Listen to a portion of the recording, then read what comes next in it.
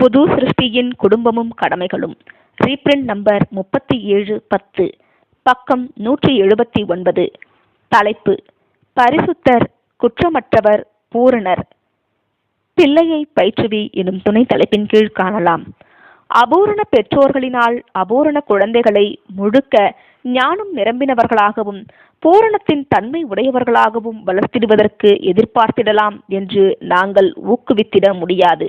மாறாக பிள்ளைகள் எவ்வகையான புருஷர்களாக அல்லது ஸ்திரீகளாக உருவாகுவார்கள் என்பதும், அவர்கள் தங்கள் பெற்றோர்களுக்கு மகிழ்ச்சியையா அல்லது மகிழ்ச்சியின்மையையா, துயரத்தையா அல்லது சந்தோஷத்தையா கொண்டு வருவார்கள் என்பதும் தங்கள் பிள்ளைகளை பெற்றோர்கள் பயிற்றுவிக்கிறதான வழியினை பெரிதும் சார்ந்துள்ளது என்று பெற்றோர்களுக்கு நாங்கள் உறுதியாய் கூறிட முடியும்.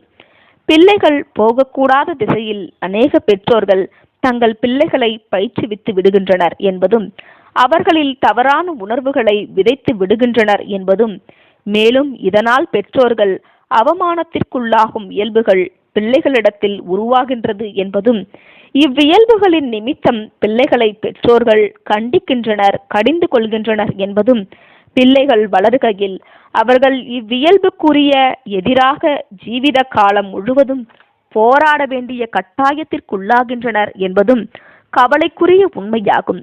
எவ்வளவு சிறு வயதிலேயே பிள்ளைகளுக்கு பயிற்சியும் ஒழுக்கம் கற்றுக் கொடுத்தாலும் அவசியமெனவும் இவை குழந்தை பிறப்பதற்கு முன்னதாக பெற்றோரில் துவங்க வேண்டும் எனவும், உறுதியாயும் அன்பாயும் மேற்கொள்ளப்படும் ஒழுக்க பயிற்சியும் கீழ்ப்படிதலும் பிறந்த நாள் முதற்கொண்டு விடாமல் மனதில் ஆழ பதிய வைக்கப்பட வேண்டும் எனவும், பெற்றோரினால் சரியாய் புரிந்து கொள்ளப்பட்டால் இது பெற்றோர்களுக்கும் குழந்தைகளுக்கும் எத்துணை ஆசீர்வாதமானதாய் காணப்படும்.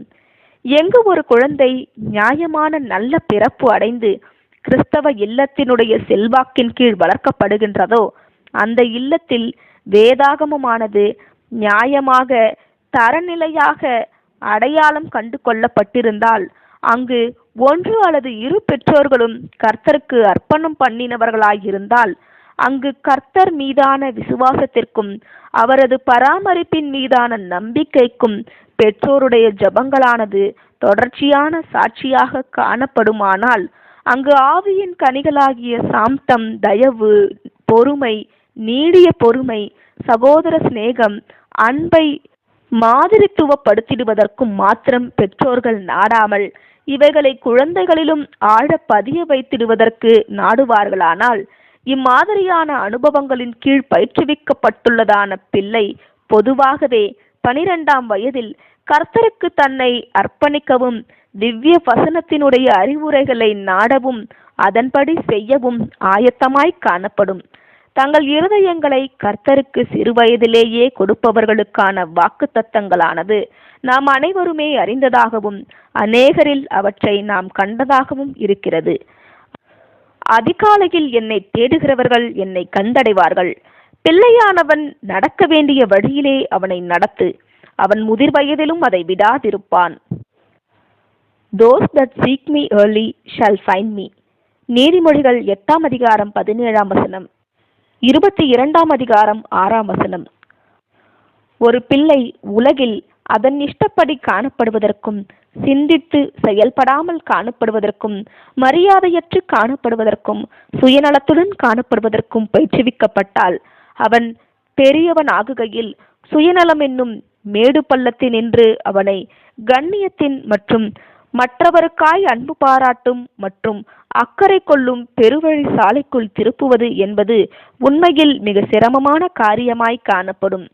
நாம் வாழும் காலங்களானது பிள்ளைகளை சரியாய் பேணி வளர்ப்பதற்கு மிக சிரமமான காலப்பகுதி என்பதனை நாங்கள் ஒத்துக்கொள்கின்றோம்.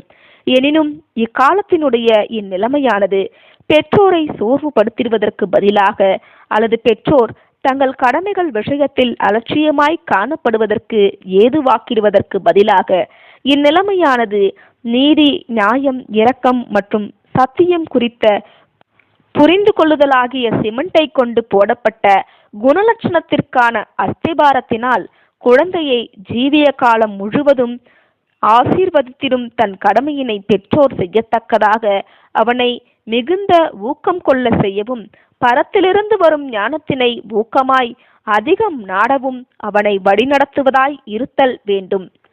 ஆமேன்.